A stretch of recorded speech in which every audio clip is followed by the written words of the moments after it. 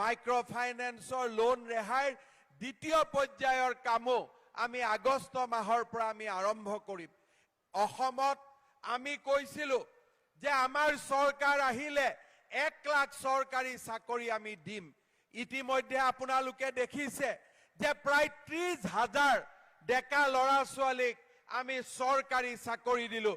কোনোবা ৰাস্তাৰ কাষত চাহ বনোৱা দোকানীৰ ল'ৰা, কোনোবা গাঁৱৰ খেতিয়কৰ ল'ৰা 1 টকাও ঘোষ নিদিয়াকৈ আজি অসমত চৰকাৰী চাকৰি পাবৰ বাবে ল'ৰা ছোৱালী সক্ষম হৈছে।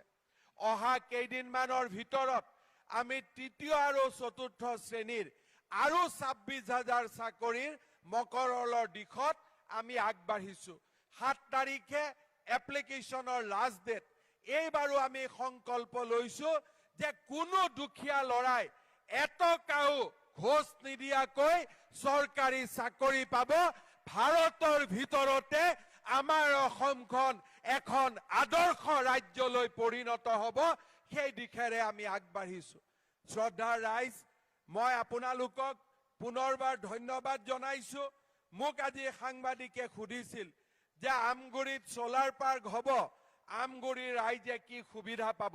মই আমাৰ বিদ্যুৎ পৰিষদৰ ইয়াত আমাৰ অফিচাৰসকল উপস্থিত আছে, তেওঁলোকক মই অনুৰোধ কৰিম আপোনালোকে আমগুৰি সমষ্টিৰ ট্ৰেন্সফৰ্মাৰৰ পৰা ডিষ্ট্ৰিবিউশ্যন লাইনলৈকে সকলোবিলাক ইমান ধুনীয়া কৰি দিয়ক যাতে আমগুৰিত কেতিয়াও পাৱাৰ কাট হ'ব নালাগে, আমগুৰিত কেতিয়াও যাতে আমাৰ লোড শ্বেডিং হ'ব নালাগে।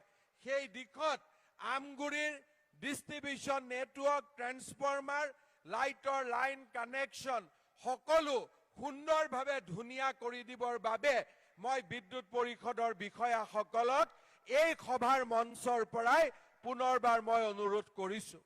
শ্ৰদ্ধাৰ ৰাইজ, বিধায়ক হোৱাৰ পৰা প্ৰদীপ হাজৰিকা ডাঙৰীয়াই মোৰ দিছপুৰৰ কাৰ্যালয়লৈ গৈ তেওঁ কেইবাটাও স্মাৰক পত্ৰৰ জৰিয়তে কেইবাটাও দাবী উত্থাপন কৰিছিলে।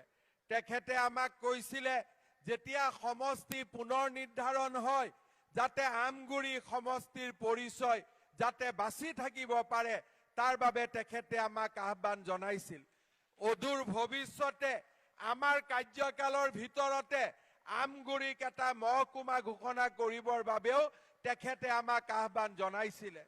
তাৰ লগে লগে আমগুৰিৰ কেন্দ্ৰীয় নাট্য মন্দিৰ সম্পূৰ্ণ কৰাৰ বাবে, আমগুৰিত এখন উন্নত মানৰ চিকিৎসালয়ৰ বাবে আৰু আমগুৰিত এখন আমাৰ IB-টো সুন্দৰ কৰি নিৰ্মাণ কৰাৰ বাবেও তেখেতে মোক অনুৰোধ কৰিছিল।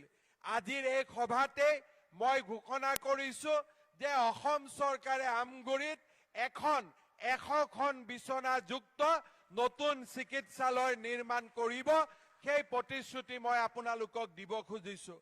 তাৰ উপৰিও আমগুৰিৰ কেন্দ্ৰীয় নাট্য মন্দিৰটো সম্পূৰ্ণ কৰিবৰ বাবে মই 2 কোটি টকাৰ এটা আৰ্থিক অনুদান এই সভাতে আগবঢ়াইছোঁ। ইয়াৰ উপৰিও আমগুৰিৰ পৰিদৰ্শন বঙলাটো সুন্দৰভাৱে নিৰ্মাণ কৰিবলৈও মই 7 কোটি টকাৰ এটা বৰঙণি আজিৰ সভাতে আগবঢ়াইছোঁ। শ্ৰদ্ধাৰ ৰাইজ, লাহে লাহে আমি আগবাঢ়ি গৈ থাকিম। আমগুৰিৰ মহকুমাৰ কথাও মোৰ মনত থাকিব, আমগুৰি সমষ্টিৰ কথাও মনত ৰাখিব। চৰকাৰ মাত্ৰ এবছৰ হৈছে, 4 বছৰ আৰু বহুত দিন বাকী আছে। ভৱিষ্যতে কেতিয়াবা আমগুৰিত আহিলে নতুন আৰু কিবা কওঁ বুলি কেইটামান কথা বাকী থৈ গৈছোঁ। আকৌ নিশ্চয় আহিলে ৰাইজৰ আগত নতুন কথা নিশ্চয় ক'ব পাৰিম। ইতিমধ্যে গুৱাহাটীত আমগুৰি ভৱনৰ নিৰ্মাণৰ বাবেও যিখিনি অসুবিধা আছিল সেইখিনি ইতিমধ্যে আঁতৰ কৰা হৈছে আৰু সেই দিশত আমি আগবাঢ়ি যাব পাৰিম। প্ৰদীপ হাজৰিকা ডাঙৰীয়াৰ লগতে আমগুৰিৰ আমাৰ বিজেপিৰ কাৰ্যকৰ্তাসকলেও আমগুৰিৰ উন্নয়নৰ বাবে সদায় মোক হোৱাটছআপ দি থাকে, সদায় মোক কৈ থাকে দাদা এইটো কৰক, এইটো কৰক। আজিৰ দিনটোত মই তেখেতসকললৈও পুনৰ এবাৰ ধন্যবাদ আৰু কৃতজ্ঞতা জনাইছোঁ। ভৱিষ্যতে আকৌ আমগুৰিলৈ আহি বিশেষকৈ হস্পিটালৰ আধাৰশিলাৰ দিনাখন আমগুৰিলৈ আহি আপোনালোকৰ লগত ভাত এসাঁজ খাই যোৱাৰ প্ৰতিশ্ৰুতিৰে মই মোৰ বক্তব্যৰ সামৰণি মাৰিছোঁ।